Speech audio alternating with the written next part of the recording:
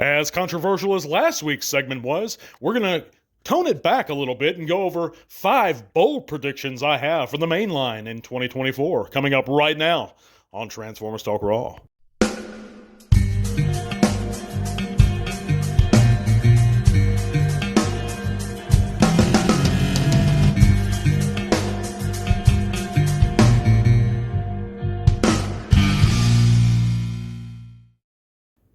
So, welcome back to the show, guys. I hope you guys are having a great week and that you're ready for the weekend. I know you're tired from work. I am too.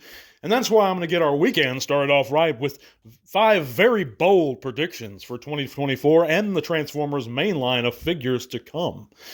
But before I get into that, guys, if you haven't heard, you can click all those great links in the description below. It's going to take you to all kinds of cool stuff, including our Facebook group, where you can come there, chat bots with us, share your own channels or pages, whatever you like. We'd be thrilled to see you guys there. You can also help support the podcast via Patreon.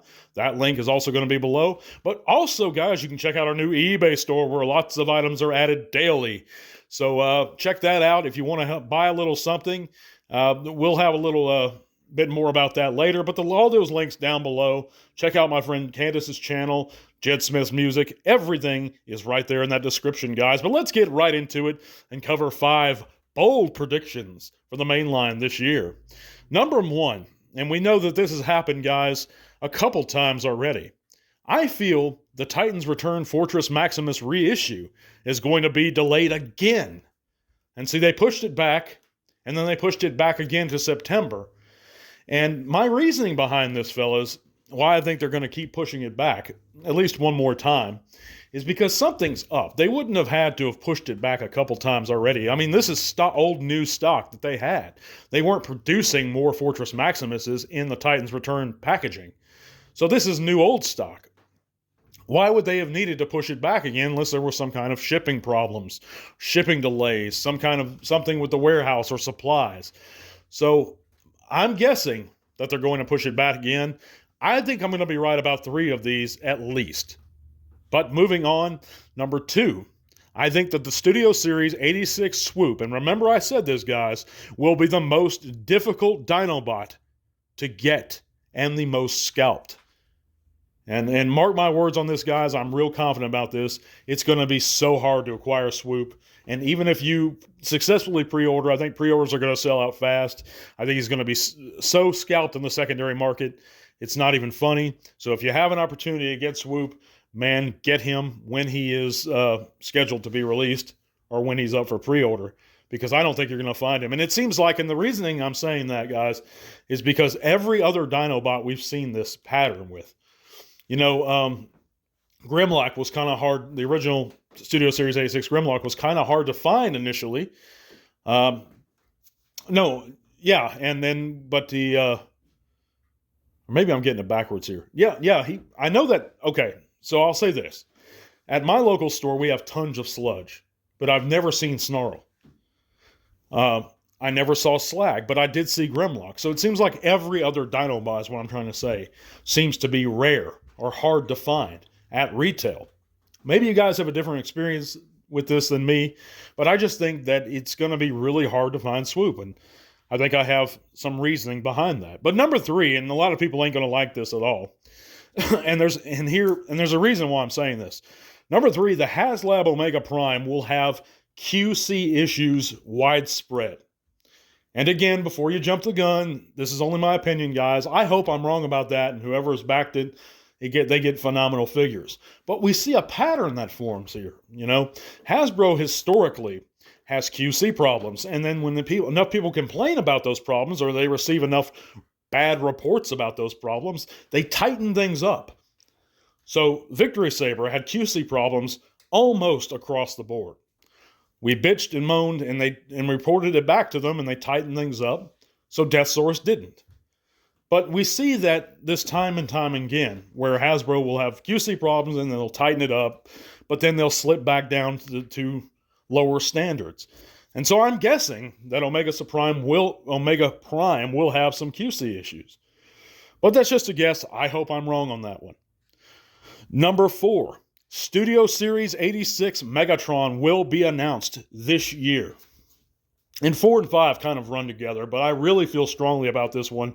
We know that the Studio Series 86 Optimus is coming this year, and I think they're going to have a Megatron to match it. Do I think it's going to be a gun? No. It probably most definitely won't be. But we are going to get a Studio Series 86 Megatron. I've been saying this for a couple years now, and I'm telling you, this year is the year. But number 5, and this one is probably the weakest one, I'll admit.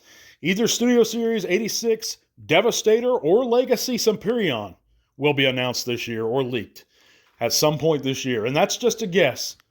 I'm not guaranteeing that, but I am saying that I'll be right about 3 of these at least. I know I'll be right about the swoop being very difficult to find and most scalped. I'm pretty sure they're going to delay Fort Max again. And one of those other 3, I think I'm going to be right about. But let me know what you think about my opinions down in the comments, guys. It's so good to have you guys come in here, support the podcast. Hit that thumbs up if you like the content. If you want to see it keep coming. We're going to be right back with the latest news, guys, after a word. We all enjoy that special something that may help us remember the good old days. It may be something Grandma had in the living room. It may be that special Christmas present you begged for and eventually got. Or it may just be something simpler. Whatever the case, you can not only help support the podcast further by checking out our eBay store, but you may just relive some of those old memories by picking up that special item. And the really cool part? We have a perfect selling record and offer free shipping on most items. So support the show a little more if you like. Now, on to the news. And in this week's news, we know that HasLab Omega Prime's Matrix Blade has been unlocked with over currently 13,700 backers. And currently fans are shooting for that 16,000 to hit that second tier, or that third tier, whichever one, for the stands. I think it's Space Bridge stands or something, some kind of road, I don't know. I never watched RID. I did own the original Omega Prime, but he never came with a stand. But he didn't come with a sword either, that big Matrix sword or whatever. But I just am under the impression, guys, and I know people are going to disagree with me on this, that he should have come with his sword and stands anyway, given the price we're paying, or you guys are paying. I'm not paying it. But it's a sword. It's a big sword, but it's waffled. I just think they could have thrown that in there, or at least the stands. People are talking about another tier being unveiled before it's all said and done. We'll see about that. It's certainly going to hit that mark for the stands, whether I like it or not. It will see full backing. Well, we also know that the Studio Series Gamer Edition Sideswipe, we have official images of him, and he looks pretty good for what he is. If you like that Fall of Cybertron, War for Cybertron type of design, I'm sure you guys are going to be excited about him. This one's not really for me. We also know that Arthur Burkhart is to attend TFCon LA 2024, March 8th through the 10th. That's next month, coming up real soon, guys. Of course, if you don't know him, he's the legendary voice of Destro and Devastator in the old Sunbow animated series. So if you're in or over on the West Coast, guys, go to TFCon, pay Arthur a visit, and tell him T-Talk Raw says hi. But true legend right there, and hope you guys, whoever is going to attend, let us know in the comments if you're going to make it out to TFCon this year. We also have retail sightings. We know that Studio Series Leader Class Wave 24 concept art Megatron has been found at Canada Retail by an individual that reported it on TFW. And that's pretty cool. He actually looks really good. It's too bad they didn't use this design in the film. But I know a lot of folks are excited about him. I've talked to some folks that are excited about him. Seems like the paint job on this one's really good. I'd like to check out a review. There's probably one already up somewhere. But let me know in the comments what you guys think of any of this. This is going to be a shorter segment this week, guys. But next week, we're going to have another giveaway.